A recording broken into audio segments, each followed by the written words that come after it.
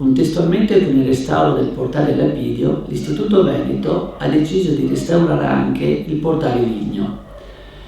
Il portone misura 180 x 340 cm, è realizzato con 2 battenti intagliati a formelle poligonali, impreziosite con delle cornici mistiline.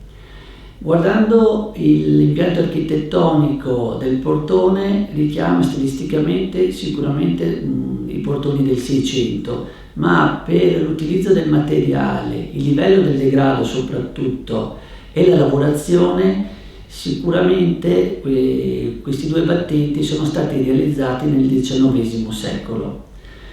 Sicuramente l'Istituto Veneto ha deciso di restaurare il portone perché il livello del degrado presente era molto accentuato, soprattutto nella parte bassa, ma diciamo esteso in tutta la superficie del portone, in tutta la superficie esterna.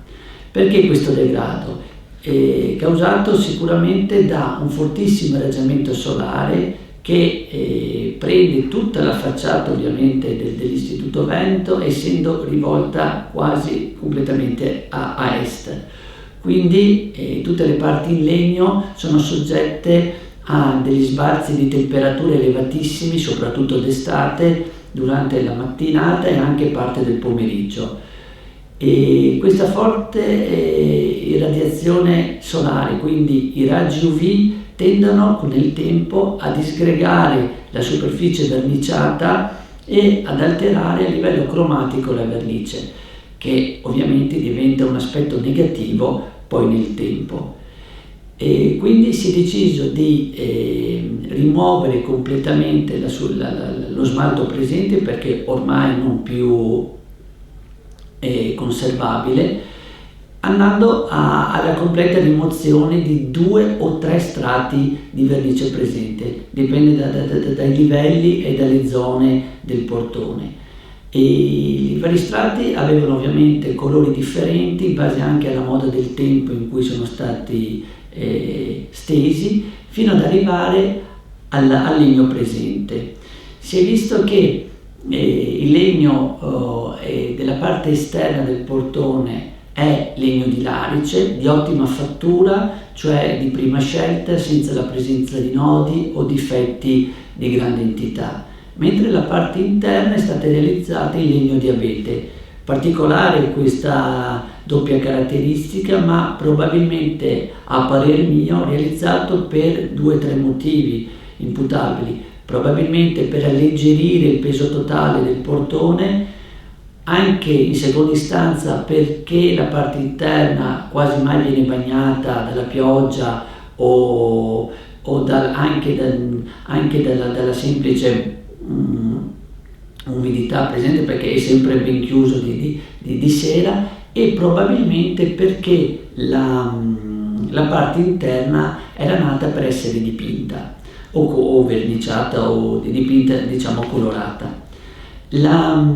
Dopo la completa rimozione dello smalto sia nel lato interno che nel lato esterno, si è passata alla fase di integrazione e di rimozione anche di tutte quelle stuccature presenti in tutto il portone. Ce n'erano molte estese, perché negli ultimi interventi, invece che andare a colmare o integrare a legno, si è stuccato tutte le mancanze anche abbastanza estese, e si è deciso anche, ovviamente rimuovendo le stuccature, di integrarlo ove possibile con legno della stessa specie legnosa.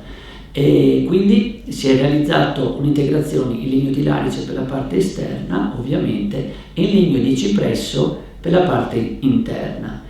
Le piccole fenditure o piccole sconnessioni o buchi presenti sono stati stuccati, mentre dove possibile, soprattutto le aperture fra le commettiture delle assi sono state colmate con sfilzette di legno e incollate con colla di 4, quindi una colla che resiste molto bene agli agenti atmosferici e all'umidità costante. Ultima fase del restauro, la fase anche diciamo più importante, è stata quella di che protettivo e che smalto utilizzare per proteggere il portone. In accordo con la direzione lavori si è deciso di utilizzare uno smalto diciamo di nuova generazione, ma che avesse delle caratteristiche anche del vecchio olio di lino, come è stato sempre utilizzato spesso per proteggere tantissimi manufatti realizzati in legno anche qui a Venezia. Quindi si è deciso di utilizzare una resina alchidica, anzi uno smalto alchidico poliuretanico che ha delle ottime caratteristiche di elasticità, che deve avere un applicato sul legno esposto a est e che avesse anche delle ottime caratteristiche di protezione dai raggi UV. Come ho detto in precedenza, è un portone che è soggetto a elevatissimi sbalzi termoigrometrici. Ricordiamo che in estate può arrivare anche a 70 gradi la superficie del portone, mentre d'inverno si può benissimo arrivare anche a temperature sotto lo zero.